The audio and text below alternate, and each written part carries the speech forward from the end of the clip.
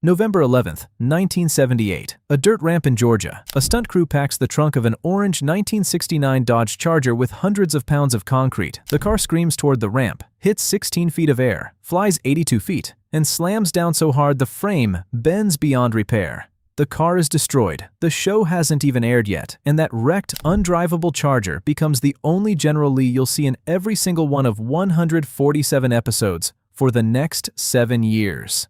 That's just the opening credits. The real chaos was just getting started.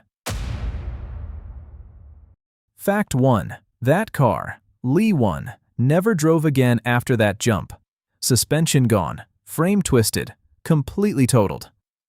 But the footage was perfect, so producers looped it into the intro for all 7 seasons. Audiences never knew the General Lee they cheered every Friday night had already died before the pilot aired. Lee 1 sat forgotten in an Atlanta junkyard for 23 years, repainted beyond recognition. In 2006, a DJ found it, restored it, and sold it at auction to golfer Bubba Watson for $110,000.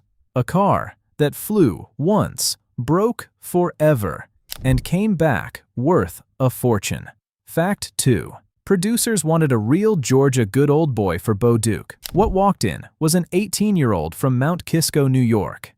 John Schneider showed up in a borrowed pickup, 3 days of stubble, a 6-pack of beer, and a fake name from a fake town, Snellville, Georgia. He cracked a beer in the waiting room and offered one to the casting director. He got the part on the spot. There was just one problem. He didn't know how to drive the General Lee. He learned after he was hired. Fact 3. Denver Pyle played Uncle Jesse, folksy, broke, counting nickels for gas.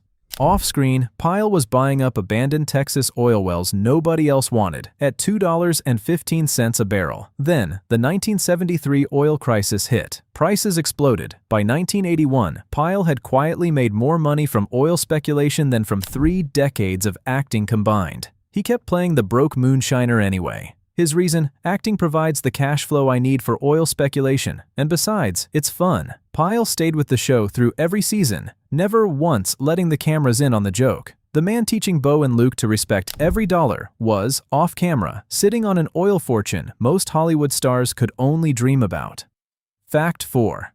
Sorrel Book played Boss Hogg, the wheezing, white-suited county crook.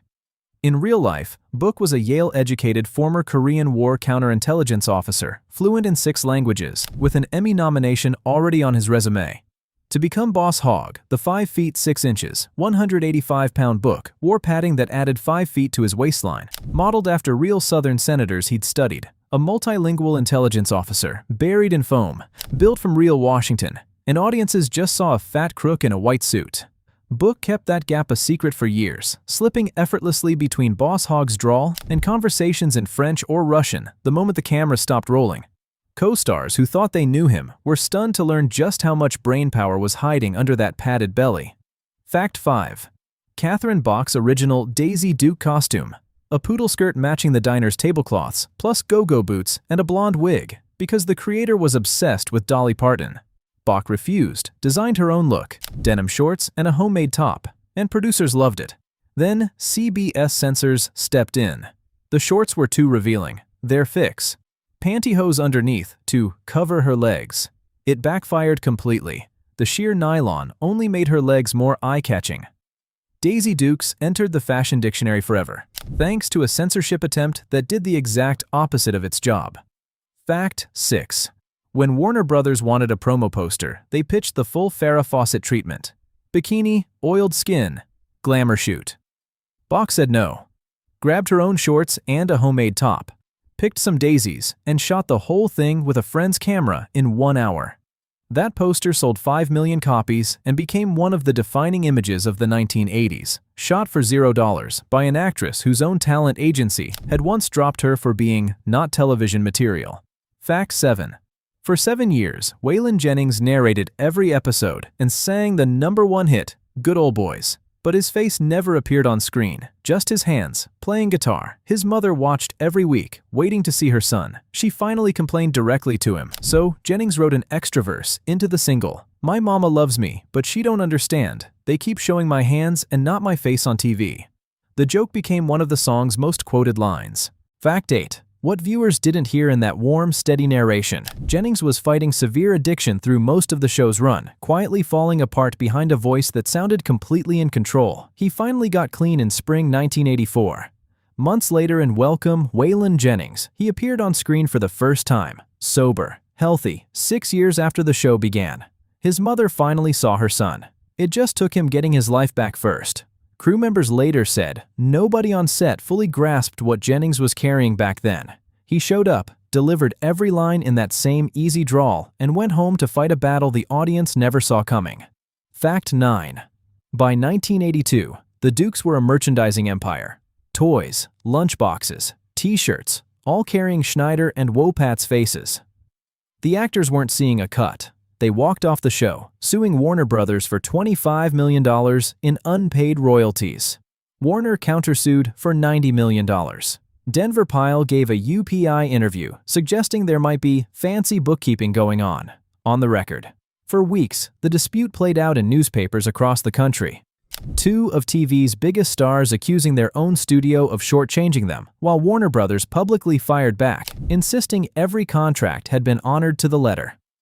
Fact 10. With Bo and Luke gone, producers brought in look-alike cousins, Coy and Vance Duke, to fill in for most of Season 5. Audiences revolted. Ratings collapsed. By early 1983, Warner settled, Schneider and Wopat returned, and Coy and Vance vanished with barely a mention, written off as tending a sick relative. The replacements proved one thing: there was no replacing the Duke boys. Fact 11. The Dukes of Hazzard wasn't the original idea. It was a softened remake of a 1975 film called Moonrunners, written by the same creator, with the same narrator, and the same crooked sheriff. In that version, Uncle Jesse dies. There's an affair. The cousins blow up a moonshine still with flaming arrows, and people actually get hurt. CBS took that story and made sure nobody in Hazzard County ever really got hurt again. Fact 12. Every time the General Lee or a cop car balanced on two wheels, one stuntman was usually behind it, Buzz Bundy. Here's the catch. Bundy could only pull off the stunt with the driver's side up. He tried it the other way and physically couldn't do it. Directors didn't fight it. They just rewrote scenes around his one direction. For a decade, half of Hazzard County's stunts only went one way because one man's body only worked one way. Fact 13.